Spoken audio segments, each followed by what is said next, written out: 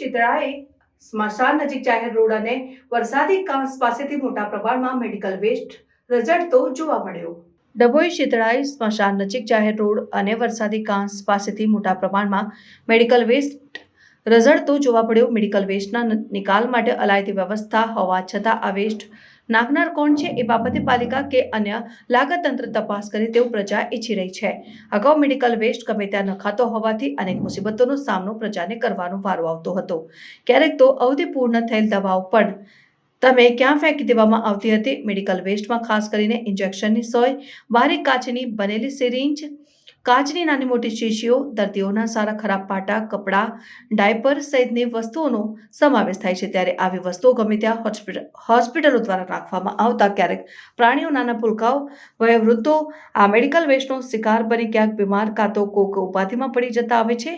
જેથી સરકાર દ્વારા મેડિકલ વેસ્ટ માટે એક અલાયદી વ્યવસ્થા ઊભી કરવામાં આવી છે. મેડિકલ વેસ્ટ લેવા માટે એક વાન ડભોઈ નગરમાં સમયાંતરે આવી તમામ હોસ્પિટલનો મેડિકલ વેસ્ટ ઉઘરાવી આ વેસ્ટનો નિકાલ કરવાની વ્યવસ્થાનો ભાગ ભજવે છે.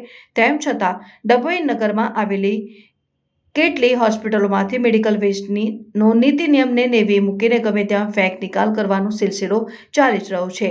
તેનો સીધો દાખલો શીતળાઈ સ્મશાન નજીક મેડિકલ વેસ્ટનો મોટા પ્રમાણમાં પડેલો જથ્થો જોવા મળતા બેસેડો જોવા મળે છે. આ માર્ગ ઉપર કોટ વિસ્તાર બહાર આવેલી કઈ સોસાયટીઓ એવા જવાના પાક્કા માર્ગો પણ છે. લોકોની અવરજવર પણ ત્યાં રાહત રહે છે.